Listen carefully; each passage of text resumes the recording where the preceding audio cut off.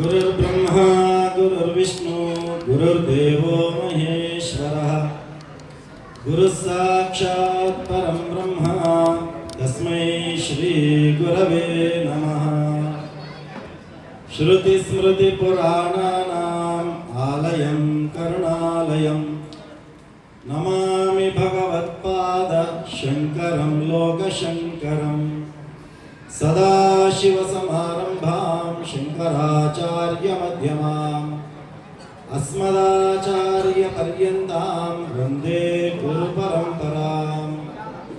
नमस्तेऽस्तु महामाये शक्तिपीठे सुपूजिते शङ्खचक्रगदाहस्ते महालक्ष्मी नमोऽस्तुते। या देवी सर्वभूतेषु शक्तिरूपेण संस्थिता नमस्तस्यै नमस्तस्यै नमस्तस्यै नमो नमः। नारायणं नमस्कृत्य नरं चैव नरोत्तमं देवीं भगवतीं व्यासं ततो जयमुदीरयेत्। नमस्ते अस्तु भगवन् विश्वेश्वराय महादेवाय त्र्यंबकाय त्रिपुरांतकाय त्रिकाग्निकालाय कालाग्निरुद्राय नीलकंठाय मृत्युंजयाय सर्वेश्वराय सदाशिवाय श्रीमन्महादेवाय नमः। अंदर చెప్పాలి हर नमः पार्वतीपतये। ఈ కంపౌండ్ దాటి కూడా పోవడం లే భగవంతు నామస్మరణ శ్రీశైలంలో ఉన్న గర్భాలయంలో ఉన్న స్వామికి ఇంపియాల మన శరణం కోసం హర నమ పార్వతీపతయే। ఓం నమ శివాయ ఓం నమ శివాయ ఓం నమ శివాయ ఓం నమ శివాయ ఓం నమ శివాయ। సభాయ నమః శ్రీమాత్రే నమః। నేడు నారాయణపేట జిల్లా మరికల్ మండల కేంద్రంలో శ్రీ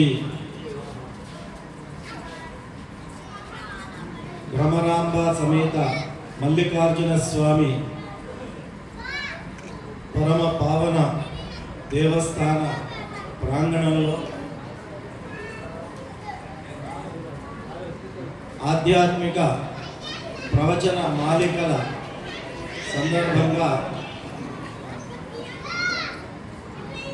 ఎంతో అద్భుతమైనటువంటి ఒక ధార్మిక కార్యక్రమాన్ని మీరందరూ కూడా చేపట్టడం చాలా సంతోషదాయకమైనటువంటి విషయం। అందులో భాగంగా ఈరోజు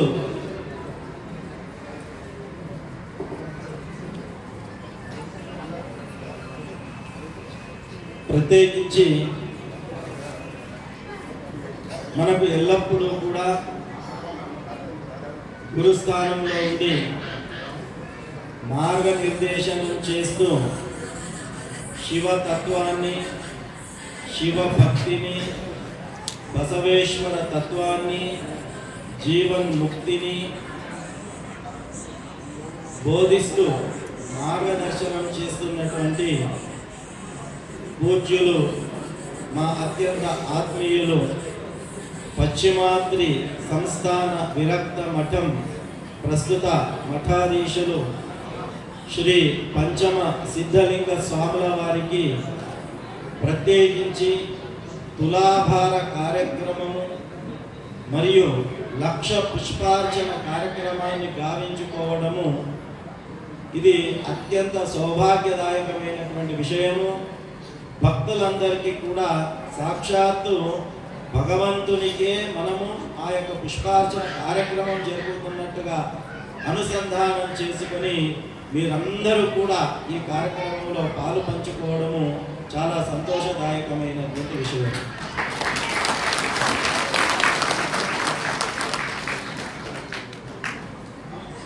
మనం కీర్తనల్లో చెప్తూ ఉంటాం, గురువర గురువర గురు బ్రహ్మ గురువే సాక్షాత్ పరబ్రహ్మ అని చెప్పి సామాన్యంగా మనము కీర్తనలు చెబుతూ ఉంటాం.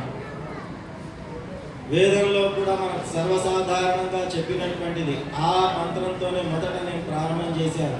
మనం అందరం రోజు చెప్పుకునేటటువంటిది గురు బ్రహ్మ గురు విష్ణు గురుదేవో మహేశ్వర గురు సాక్షాత్ పరబ్రహ్మ తస్మై శ్రీ గురవే నమః. సృష్టి స్థితి లయకారకులైనటువంటి ఆ యొక్క బ్రహ్మ విష్ణు శివస్వరూపాలను ఏకకాలములో దర్శనం చేసుకునేటటువంటి భాగ్యం కానీ, దర్శించుకునేటటువంటి స్థాయి కానీ, ఆ ముగ్గురిని ఏకకాలంలో ఈ మాంస నేత్రాలతో చూసేటటువంటి యోగ్యత కానీ ఈ కలికాలంలో మన దగ్గర లేదు, సంపాదించుకునే అవకాశం లేదు, సంపాదించుకోవాలన్న పరిస్థితులు అనుకూలించవు. కాబట్టి ఆ ముగ్గురిని కూడా ఒకే దగ్గర దర్శించుకునేటటువంటి అవకాశము మన యొక్క హిందూ సమాజం మనకు అందించింది. ఆ ముగ్గురిని కూడా ఒకే దగ్గర దర్శించుకునే అవకాశం ఎప్పుడు ఎక్కడ లభిస్తుంది అంటే సద్గురువులను దర్శించుకుంటే ఆ బ్రహ్మ విష్ణు మహేశ్వరులను ముగ్గురిని కూడా సాక్షాత్ మనం దర్శనం చేసుకున్నటువంటి సౌభాగ్యము, ఆ యొక్క అనుగ్రహము భక్తులందరికీ కూడా కలుగుతుంది. గురువు లేకపోతే హిందూ ధర్మములో అత్యుత్తమమైనటువంటిది, ఈ మానవ జన్మ ఎత్తినటువంటి ముఖ్య ఏకైక కారణం ఏమిటి అంటే జీవన్ముక్తిని పొందడం. మరి ఆ జీవన్ముక్తి పొందాలి అంటే దానికి మార్గదర్శకుడు అనేటటువంటి వాడు ఒకడు అవసరము. ఆ మార్గదర్శనం చేసే శక్తి ఈ కలియుగములో కేవలం గురువుకు తప్ప మరెవరికి లేదు. కృతయుగములో, త్రేతాయుగములో, ద్వాపర యుగములో భగవంతుడు ప్రత్యక్షంగా వచ్చి మనకు దర్శనమిచ్చాడు. కానీ కలికాలములో ఆ భగవంతుడు ప్రత్యక్షంగా వచ్చి మనకు దర్శనమిచ్చేటటువంటి అవకాశం లేదు. మరి ఆ పరమాత్ముడు ఏ రూపంలో మనకు దర్శనమిస్తాడు అంటే దైవం మానుష రూపేణ.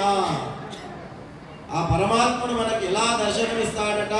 దైవం మానుష రూపేణ, మనుష్యుని రూపంలో ఆ దైవం మనకు దర్శనమిస్తుందట. ఆ మనుష్యుడే వేరే ఎవరో కాదు, సద్గురు అనేటటువంటి వాడు. ఆ సద్గురువే దైవంగా ఈ కలికాలంలో మనల్ని అనుగ్రహిస్తున్నాడు. గురువు యొక్క అనుగ్రహం పొందాలి, గురువు యొక్క అనుగ్రహం పొందాలి అని చెప్పి సర్వసాధారణంగా అందరూ కూడా చెబుతూ ఉంటారు. మన యొక్క శృతులు చెబుతాయి, సాధూనాం దర్శనం పుణ్యం.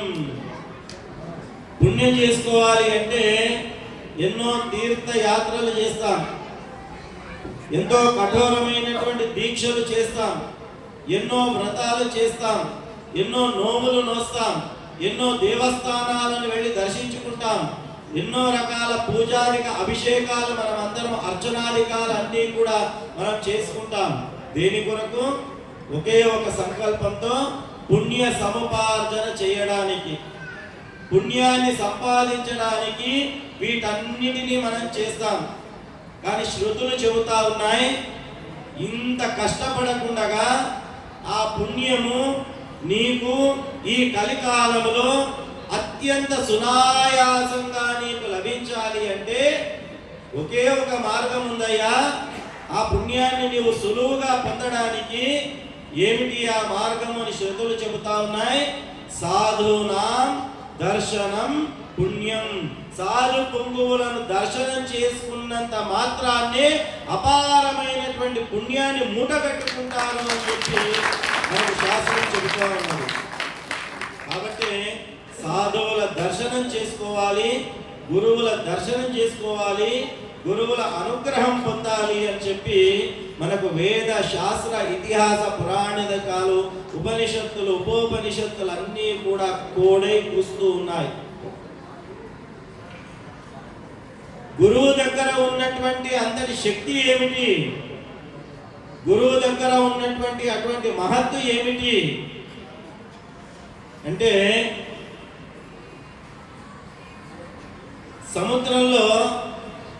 సముద్ర గర్భంలో చేపలు తిరుగుతూ ఉంటాయి. వాటి జీవనమే అందులోనే పుడతాయి, అందులోనే చనిపోతాయి. ఆ సముద్ర గర్భంలో తిరిగేటటువంటి చేపలు గుడ్లు పెడతాయి. చేపలు ఏం చేస్తాయి? ఆ నీళ్లలోనే గుడ్లు పెడతాయి.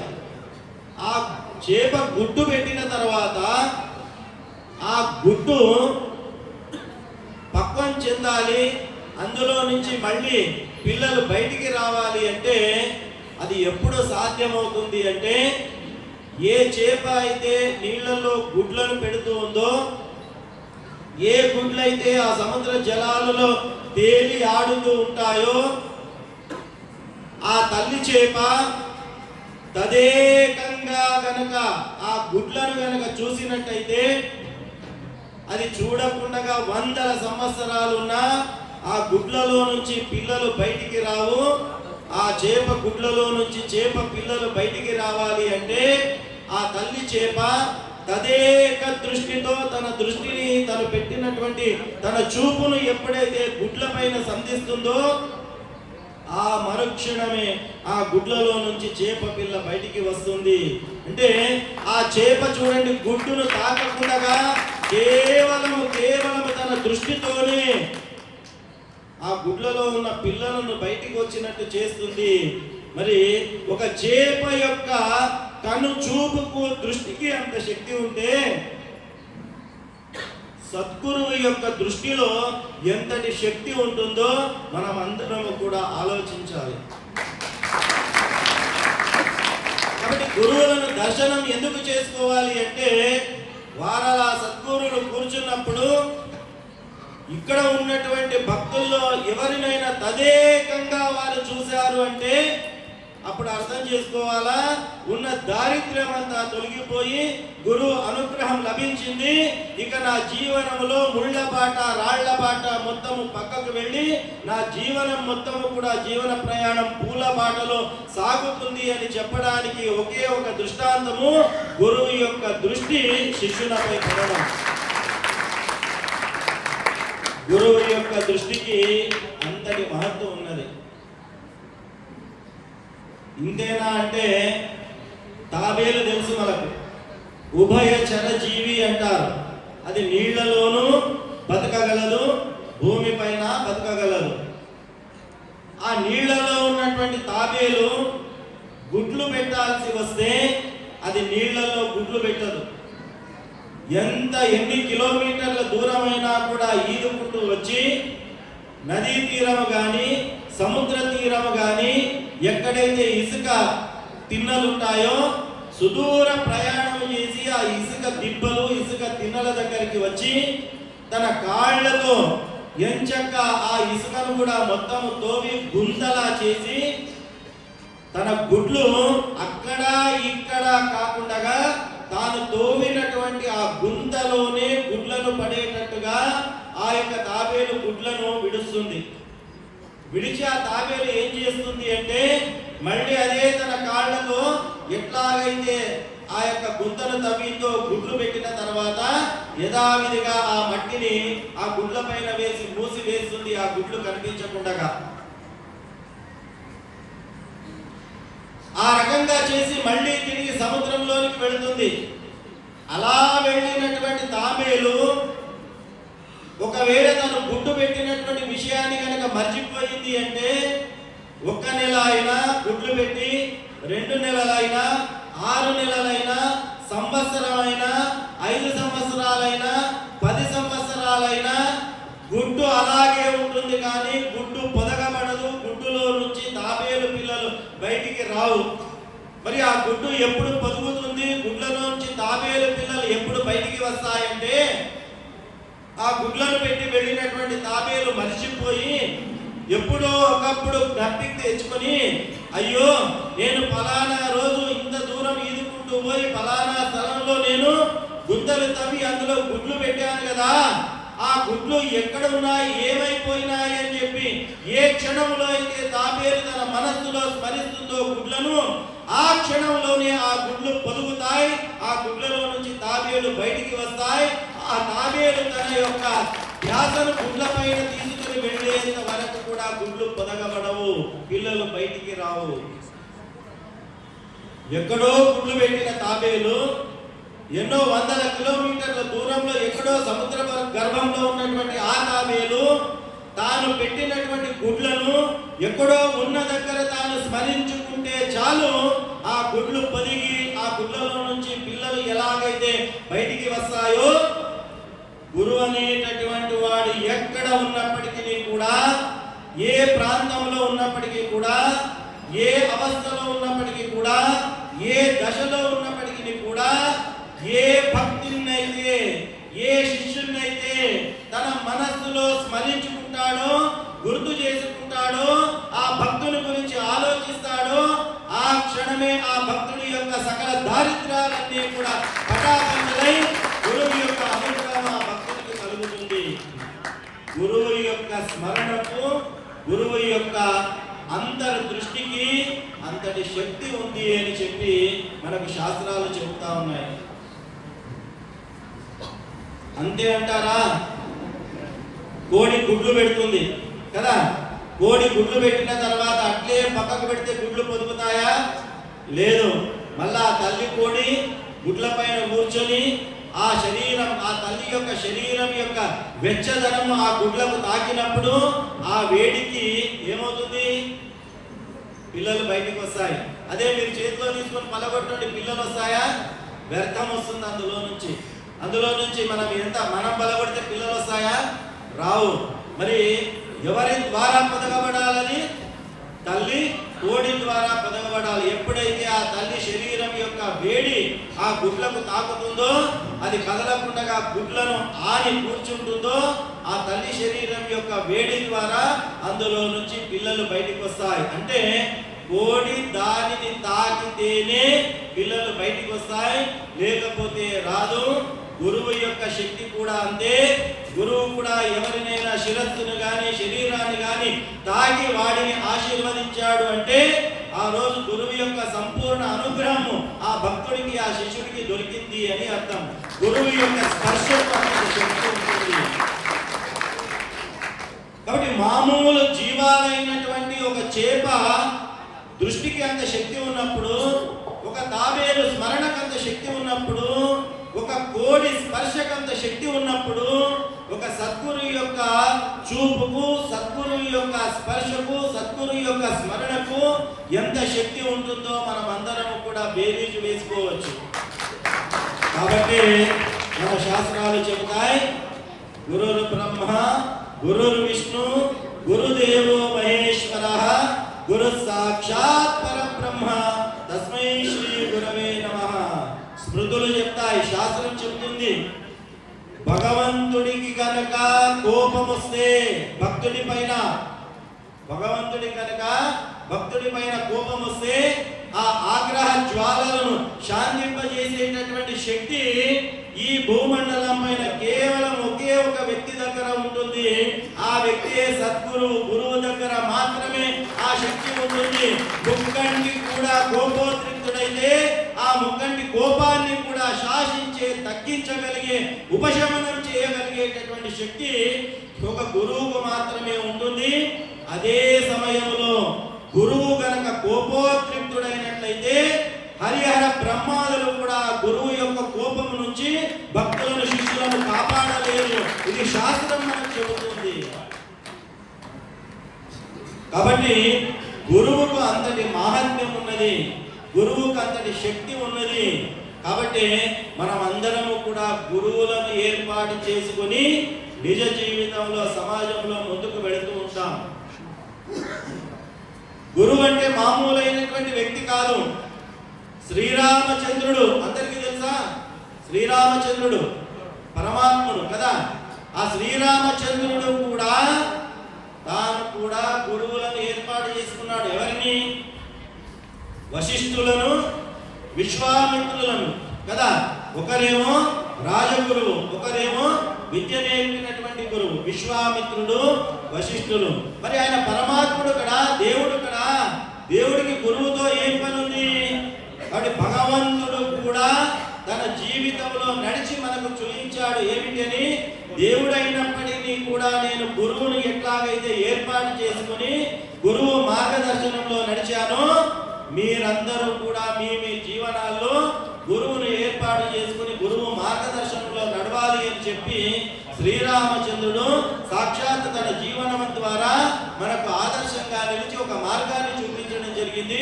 గురువు యొక్క ఆవశ్యకతను తెలియచెప్పడం జరిగింది. వసుదేవ సుతం దేవం కంసచాణూరమర్దనం దేవకీ పరమానందం కృష్ణం వందే జగద్గురు అని చెప్తాం. శ్రీకృష్ణ పరమాత్ముడు యోగాచార్యుడిని. భగవద్గీత వినని వాళ్ళు లేరు, భగవద్గీత పేరు తెలియనటువంటి వాళ్ళు లేరు. ఎన్ని 18 పురాణాలు, 18 ఉప పురాణాలు, చతుర్వేదాలు, వేదంలోని భాగాలు, 108 ఉపనిషత్తులు, 108 ఉపోపనిషత్తులు, ఇవన్నీ కూడా ఒక గురువు ద్వారా, వేదవ్యాసుడి ద్వారా రాయబడ్డాయి. భగవంతుని యొక్క ముఖం నుంచి ఏది రాలేదు. ఈ సమస్త భూమండలంలో చరాచర సృష్టిలో భగవంతుని ద్వారా అందిన ఏకైక గ్రంథం ఈ భూమి పైన ఏది అంటే అది ఒక భగవద్గీత. ఆ భగవద్గీతను అందించినటువంటి శ్రీకృష్ణ పరమాత్ముడు కూడా, జగద్గురు అని మనం పూజించేటటువంటి శ్రీకృష్ణుడు కూడా, చతుర్దశ భువనాలకు అధిపతి అయినటువంటి శ్రీకృష్ణుడు కూడా తన జీవితంలో గురువును ఏర్పాటు చేసుకున్నాడు. శ్రీకృష్ణుడి యొక్క గురువు ఎవరు? సాందీప మహర్షి. సాందీపుని గురువుగా చేసుకుని తన యొక్క జీవనాన్ని కొనసాగించాడు. మరి అఖిలాండ కోటి బ్రహ్మాండ నాయకుడైనటువంటి ఆ పరమాత్ముడే గురువును ఏర్పాటు చేసుకున్నాడంటే గురువుకు ఎంతటి శక్తి ఉన్నదో, మహత్వం ఉన్నదో, గురువును కనుక ఆశ్రయించకపోతే ఎంతటి విపత్తు కలుగుతుందో మనం అందరము కూడా దృష్టి సారించాలి. ఈరోజు సనాతన హిందూ ధర్మం నిలబడింది. సనాతన ధర్మం ఈరోజు నిలబడింది అంటే 2000 సంవత్సరాల క్రితము ధర్మము నాశనమయ్యేటటువంటి చరమాంక స్థితిలో ఉన్నప్పుడు శివుడే సాక్షాత్ పరమశివునిగా అవతరించి జగద్గురు ఆదిశంకరాచార్యులుగా అవతారం ఎత్తి ఈ యొక్క దేశంలో నాశనమైపోతున్నటువంటి ఐసియు పైన ఉన్నటువంటి హిందూ ధర్మాన్ని కాపాడి హిందూ ధర్మానికి ఊపిరి పోసినటువంటి ఏకైక జగద్గురు ఆదిశంకరాచార్యుల వారు జగద్గురువు అయినట్టున్నారు. భూమండలానికే గురువు అని చెప్పుకుంటారు. అలాంటి భూమండలానికి గురువుగా పిలుచబడేటటువంటి జగద్గురు ఆదిశంకరాచార్యులు కూడా గురువుని ఏర్పాటు చేసుకున్నారు. ఆదిశంకరాచార్యుల వారి యొక్క గురువు ఎవరు? గోవింద భగవత్ పాదాచార్యుల వారు. మనం జగద్గురువు అని పిలుచుకుంటున్నటువంటి వ్యక్తి కూడా ఒక గురువుని ఏర్పాటు చేసుకున్నాడంటే గురువు యొక్క స్థానానికి ఎంతటి మహత్వం ఉన్నదో మనం ఆలోచించాలి. ఆ తర్వాతి కాలంలో మళ్ళీ మొఘలుల కాలంలో ధర్మం నాశనమైతున్నటువంటి సందర్భంలో హిందూ ధర్మాన్ని తన యొక్క ఖడ్గ ప్రహారం ద్వారా తుల్జాభవాని అమ్మవారి వరప్రసాదంగా పొందినటువంటి ఖడ్గాన్ని తీసుకొని సమస్త దుండగులను నాశనం చేసి హిందూ ధర్మాన్ని పునఃస్థాపితం చేసినటువంటి ఛత్రపతి శివాజీ. ఛత్రపతి శివాజీ హిందూ ధర్మ స్థాపకుడిగా మనం పేర్కొంటున్నటువంటి ఛత్రపతి శివాజీ కూడా ఒక గురువు యొక్క అడుగు జాడల్లో నడిచాడు. తాను కూడా ఒక గురువును ఏర్పాటు చేసుకున్నాడు. ఎవరు ఆ వ్యక్తి? సమర్థ రామదాసు.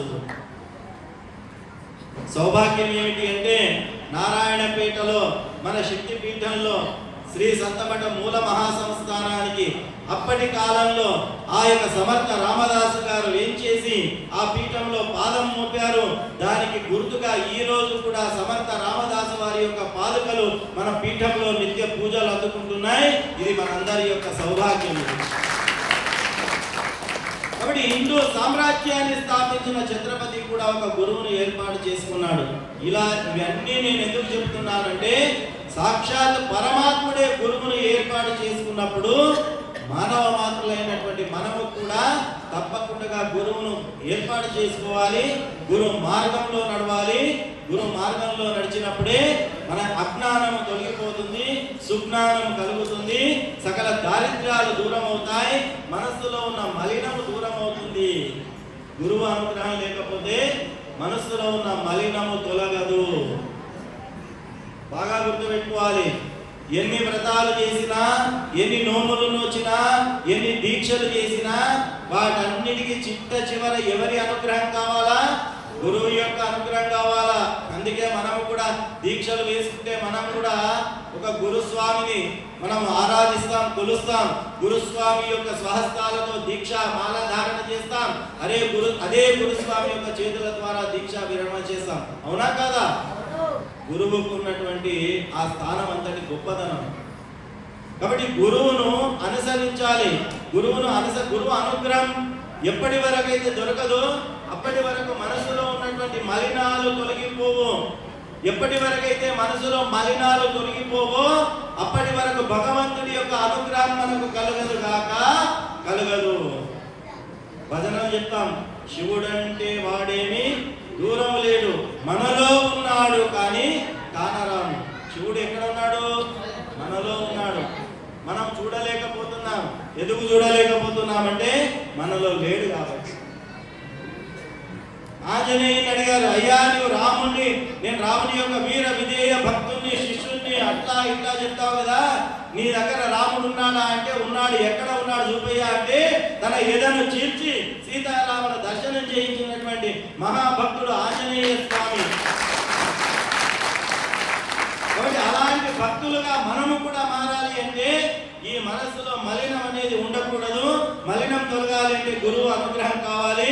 మలినం ఎందుకు తొలగాలి అంటే మలినం తొలగనంత వరకు భగవంతుడి యొక్క అనుగ్రహము, భగవంతుని యొక్క కృపా దృష్టి, భగవంతుని యొక్క కరుణ మనపై పడదు. పక్కన బురద నీళ్లు ఉన్నాయనుకోండి, ఓ చెంబులో బురద నీళ్లు తీసుకొచ్చి ఓ కుర్చీ వేసి ఆ కుర్చీ పైన బురద నీళ్లు వేసి ఇక్కడ ఉన్నటువంటి చిన్న స్వామి కదా, చిన్నగా ఉన్నటువంటి ఆ బాలస్వామి, దీక్ష వేసిన స్వామిని కూడా పిలిచి, ఓ స్వామి స్వామి ఈ కుర్చీ పైన కూర్చో అంటే ఆ పిల్లవాడు కూర్చుంటాడా? కూర్చోడు. ఏం సమాధానం చెప్తాడు? ఏం స్వామి బురద వేసినటువంటి కుర్చీ మీద నన్ను కూర్చోమంటావా అంటాడు. చిన్న పిల్లవాడు కదా. అంటే మలినం ఉన్నటువంటి ఒక కుర్చీ పైన ఒక చిన్న పిల్లవాడే కూర్చోవడానికి ఇష్టపడకపోతే మలినంగా ఉన్న నీ మనసులో భగవంతుడు వచ్చి ఉండడానికి ఎట్లా ఇష్టపడతాడు? ఈ విషయాన్ని ఆలోచించాలి. మనసులో ఉన్న మలినాన్ని తొలగించుకోవాలి. మనసులో ఉన్న మలినం తొలగాలి అంటే అది ఒకే ఒక వ్యక్తి ద్వారా సాధ్యమవుతుంది. గురువు యొక్క అనుగ్రహం వల్ల మాత్రమే అది సాధ్యమవుతుంది. గురువు లేనిదే భగవంతుని దర్శనం కలగదు, గురువు లేనిదే మోక్షము పొందదు అనే విషయాన్ని మీకు అందరికీ కూడా తెలియజేస్తూ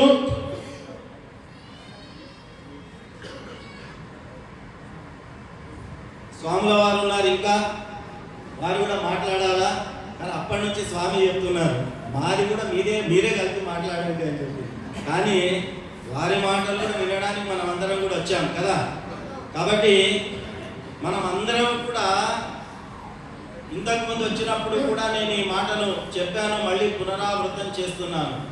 మనం అందరం కూర్చున్నటువంటి ఈ స్థలము ఇది మామూలు స్థలం కాదు. శ్రీశైల భ్రమరాంబ సమేత మల్లికార్జున స్వామి దేవస్థానంలో ఉన్నాం కదా.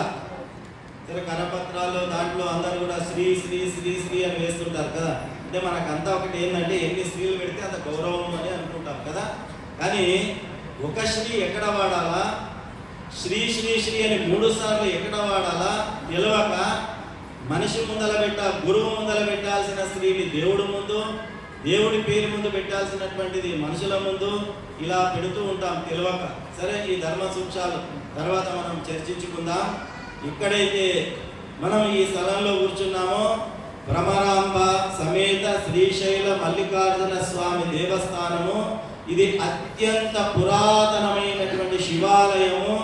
ఒకటి బాగా గుర్తుపెట్టుకోండి, కాశీలో ఉన్న విశ్వనాథుడికి, శ్రీశైలంలో ఉన్నటువంటి మల్లికార్జున స్వామికి, కేదారేశ్వరంలో ఉన్నటువంటి కేదారేశ్వరుడికి భీమాలో ఉన్నటువంటి భీమాశంకరుడికి, నాసిక్లో ఉన్నటువంటి త్రయంబకేశ్వరుడికి, సోమనాథులో ఉన్నటువంటి సోమనాథుడికి సమానమైనటువంటి క్షేత్రము మన శివాలయం అనే విషయాన్ని మీరు ఎవరు మర్చిపోకూడదు.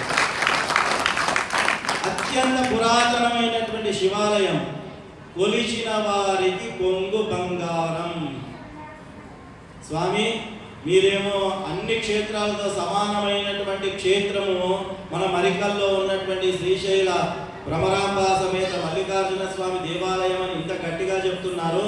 నేను 2 సంవత్సరాల నుంచి మొక్కుతున్నా, 4 సంవత్సరాల నుంచి మొక్కుతున్నా, 5 సంవత్సరాల నుంచి మొక్కుతున్నా. నా మొక్కులు తీరుతలేవు, నా సంకల్పాలు నెరవేరుతలేవు, నా అప్పులు పోతలేవు, నా కష్టాలు తీరుతలేవు.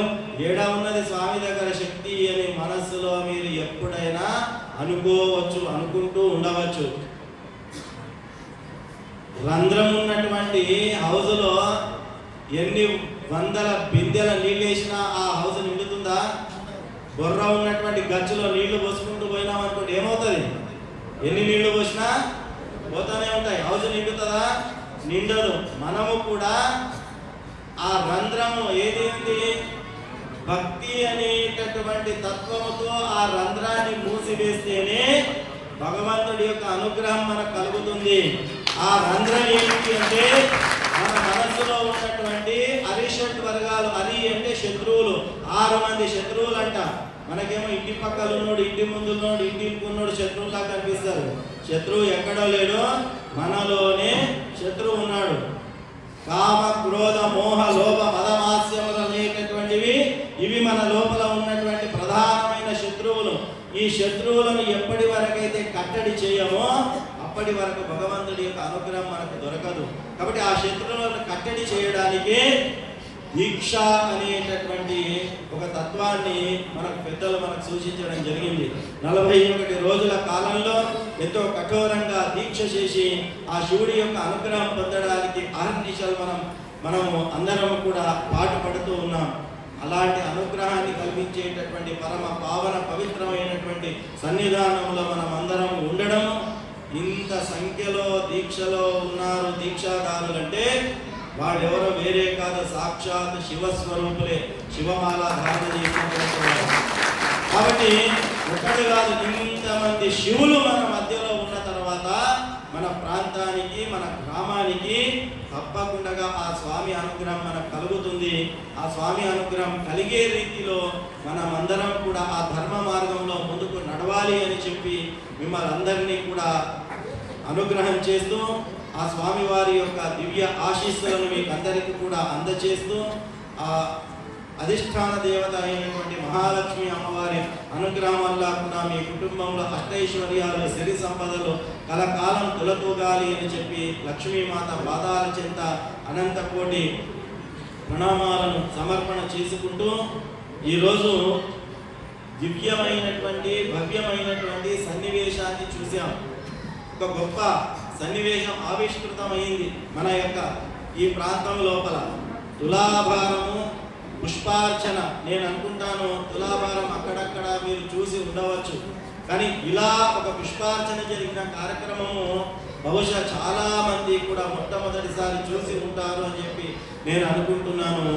ఆ యొక్క దివ్య దర్శనం పొందే అవకాశాన్ని మన మరికల్ వీరశైవ సమాజం సభ్యులందరూ కూడా కల్పించినందుకు ఒకసారి గట్టిగా వాళ్ళకందరికీ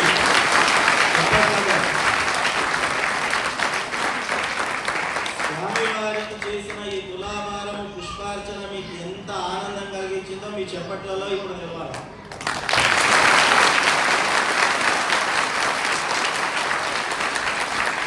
ఇంకా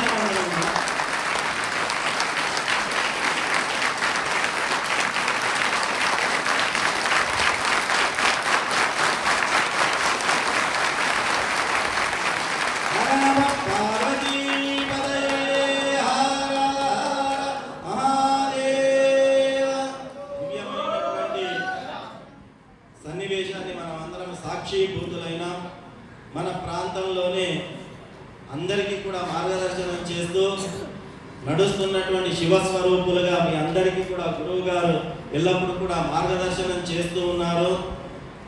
పశ్చిమాద్రి సంస్థాన విరక్త మఠము, నేరేడుగం పీఠము, ప్రస్తుత పీఠాధిపతులు. వీరిని పరిచయం చేయాల్సిన అవసరం లేదు ఎవరికి, అందరికీ సుపరిచితులే కదా. స్వామివారు చేస్తున్న కార్యక్రమం గురించి చెప్పాలి. ఆదిత్య పరాశరి స్వామివారు కూడా ప్రస్తావన చేయడం జరిగింది.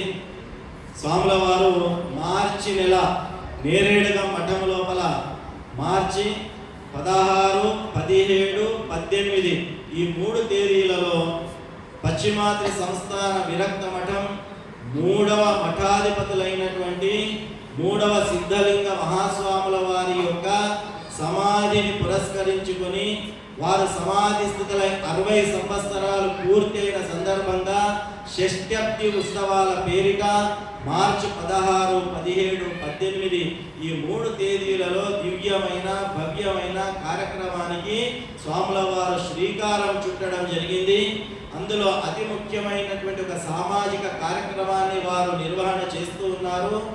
మార్చి 17 వచ్చే నెల 17 తేదీ అందరూ కూడా బాగా గుర్తుపెట్టుకోవాలా. మార్చి 17వ తేదీన సామూహిక వివాహ కార్యక్రమాలను వారు నిర్వహించడానికి సంకల్పించడం జరిగింది. ఈ సామూహిక వివాహ కార్యక్రమాలలో మనకు తెలిసిన వారందరినీ కూడా పాల్గొనేటట్టు మనము ప్రోత్సాహం చేసి పూర్తిగా ఉచితము, వివాహానికి కావలసినటువంటి సరుకులు కానీ ఇతరత్ర వస్తువులు కానీ అన్నీ కూడా స్వామివారే అనుగ్రహం చేసి అందించి వారి కృపాశీర్వచనములతో ఎన్నో జంటలను, 100 జంటలను ఏకం చేయడానికి సంకల్పం తీసుకున్నారు. కాబట్టి ఆ భవ్యమైన సంకల్పానికి మనం అందరం కూడా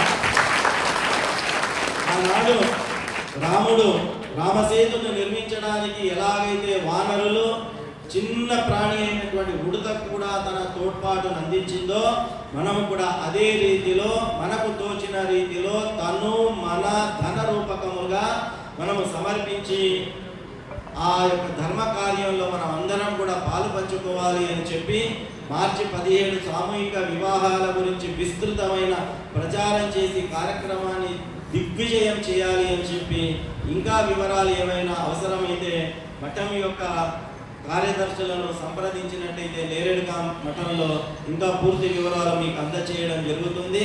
కాబట్టి మనం అందరం కూడా ఆ కార్యక్రమానికి వెళుతున్నామా? ఎవరెవరు వెళుతున్నామా? ఒకసారి చేతులు లేపాలి. ఇక లేపని వాళ్ళు చాలామంది ఉన్నారు. స్వామి ఆహ్వానం పలికిలేడు, మేము ఎందుకు రావాలనుకుంటున్నారా? స్వామి ఆహ్వానం పలుకుతాడు మీకు అందరికీ కూడా. గురు కార్యానికి, దైవ కార్యానికి ఆహ్వానం లేకపోయినా వెళ్ళాలి అని మన శాస్త్రం మనకు చెప్తుంది. కాబట్టి ధర్మ కార్యం ఎక్కడ జరిగినా ధర్మాత్ములుగా మనం అందరం కూడా హిందూ ధర్మాన్ని పాటించేవాళ్ళం అందరం అక్కడ ఉండాలి. ఆ కార్యక్రమాన్ని మీరందరం కూడా విజయవంతం చేయాలని కోరుతూ ఇక్కడ స్వాముల వారు ఆ చివర ఉన్నటువంటి స్వాముల వారు ఎంతో ఓపికగా సావధాన చిత్తులై వారందరూ కూడా నిదానంగా శాంత స్వభావాలై కూర్చున్నారు కదా. ఇంతకుముందు నేను చెప్పాను, ఏం చెప్పాను?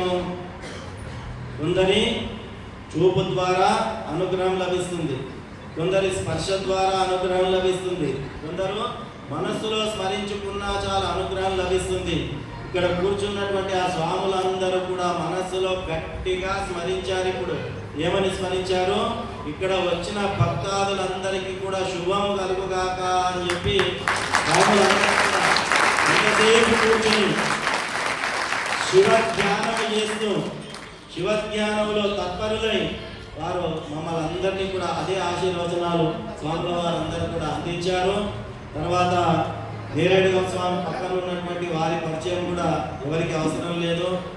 ఆదిత్య పరాశరి స్వామి వారు కూడా ఎంతో గొప్ప కార్యక్రమాలను చేపట్టి అంబాత్రయ త్రిశక్తి పీఠాన్ని స్థాపించి అక్కడ అమ్మవారిని స్థాపించి నిత్య పూజలు చేస్తూ వందలాది వేలాది భక్తులను అనుగ్రహం చేస్తూ ధర్మ సంస్థాపన కొరకు వారు కూడా ఆర్నిశలు కృషి చేస్తూ ఉన్నారు. కాబట్టి ఆ స్వామివారు చేసేటటువంటి కార్యక్రమాలలో కూడా మనం అందరం కూడా మన పీఠము, మన కార్యక్రమము, అది మన సంస్థ అనే భావనతో ఎప్పుడు ఎక్కడ అవకాశం దొరికినా కూడా అందులో అందరం కూడా భాగస్వాములై ఎక్కడ ధర్మం ఉంటుందో అక్కడ మనం అందరము కూడా నిలబడాలి.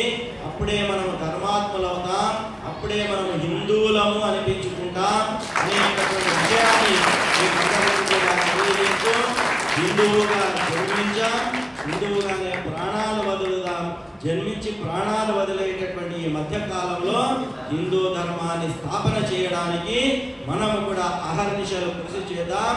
అవసరమైతే ప్రాణాలను కూడా త్యజించడానికి సిద్ధపడి మన ధర్మాన్ని కాపాడుకోవాలి అని చెప్పి మీ అందరికీ కూడా తెలియజేస్తూ, అందరికీ అనేక ఆశీస్సులను అందజేస్తూ కార్యక్రమాన్ని నిర్వహణ చేసినటువంటి ప్రధాన నిర్వాహకులు స్వామివారికి పుష్పార్చన కార్యక్రమాన్ని మన లక్కాకుల అయ్యప్ప అడ్వకేట్ గారు, వారి ధర్మపత్ని శ్రీమతి లక్కాకుల కళ్యాణి, డాక్టర్ లక్కాకుల కళ్యాణి గారు, వారి ఇరువురు దంపతులు, వారి కుటుంబము, వారి వీరశైవ సమాజము అందరూ కలిసి ఎంతో గొప్పగా కార్యక్రమం చేశారు. ఆదిత్య పరాశరి స్వామి వారు చెప్పారు అయ్యప్ప గురించి, చాలా గొప్పగా చెప్పారు, చాలా చక్కగా చెప్పారు. ఎంత చెప్పినా తక్కువనే, ఇంకో 2 మాటలు చెప్పినా కూడా తక్కువనే. ఇది మేమందరం మాటలతో చెప్పాల్సినటువంటి అవసరం లేదు. మీరందరూ కూడా చూస్తూ ఉన్నారు. ధర్మము కొరకు నిలబడేటటువంటి రాజకీయ నాయకుడు మనకు కావాలి. ధర్మం కొరకు నిలబడేటటువంటి ఒక అడ్వకేట్ మనకు కావాలి. ధర్మం కొరకు నిలబడేటటువంటి మన సమాజంలో ఉన్నటువంటి మన వ్యక్తి మనకు కావాలి. ఇంతకుముందే నేను వస్తూ ఉన్నప్పుడు చెప్పాను, ప్రత్యేకించి ఇక్కడ వీరశైవ సమాజం వాళ్ళు ఉన్నారు కాబట్టి నేను అందరికీ కూడా నేను కోరుతున్నాను, ఇప్పటి వరకు అందరికీ మన ఆశీస్సులను అందజేశాను. మన సమాజంలో ఒక యువకుడు ఉన్నాడు, ఆ యువకుడిని కూడా ఒక అధికార పీఠం పైన మనం అందరం చూడాలా వద్దా? మన ఇంటి పిల్లవాడు గొప్ప స్థాయికి ఎదగాలా వద్దా? అందరూ కూడా మనస్ఫూర్తిగా మీరు ఆశీస్సులు ఆయనకు అందజేయాలి. ఒకసారి గట్టిగా చెప్పట్లతో పిల్లవాడికి, ఆ యువకుడికి మీరు అందరు ఆశీస్సులు ఇవ్వాలి అని చెప్పి మీ అందరితో కోరుతూ, ఎన్నో ధర్మ కార్యక్రమాలను అయ్యప్ప దీక్ష ఒకే ఒకటి, వాళ్ళ నాన్నగారు అయ్యప్ప గురుస్వాములు ఎన్నో వందలాది మంది భక్తులకు దీక్ష మాలాధారణ చేసి సన్మార్గాన్ని చూపినటువంటి ప్రాతస్మరణీయులు కీర్తి శేషులు లక్కాకుల జగదీష్ గారు, వారు గురుస్వాములుగా ఉండి ఈ ప్రాంతంలో ఎంతో మందికి దీక్షాధారణ చేశారు. కాబట్టి నాన్న యొక్క వారసత్వాన్ని నేను నిలపాలి అనే ఏకైక సంకల్పంతో చిన్న వయస్సు నుంచి ఆయన కూడా అయ్యప్ప మాల దీక్షాధారణ చేస్తూ ఆయన కూడా వందలాది భక్తులను తన మార్గంలో తీసుకుని వెళ్ళి ధర్మ మార్గంలో తీసుకుని వెళుతున్నాడు. కాబట్టి అటువంటి ధర్మ మార్గంలో వెళ్ళే యువకుడికి మీలాంటి పెద్దల ఆశీస్సులు ఎల్లప్పుడూ కూడా ఉండాలి. ప్రత్యేకించి ఇక్కడ వచ్చిన శివస్వాములు ఇంతకుముందే చెప్పాను, మీరందరూ సాక్షాత్తు శివస్వరూపులు అని చెప్పి మీరందరూ కూడా మనస్ఫూర్తిగా ఆయనను ఆశీర్వదించాలి అని చెప్పి కోరుతూ, ఒక్కసారి గట్టిగా చప్పట్లు కొట్టాలి అందరూ, గట్టిగా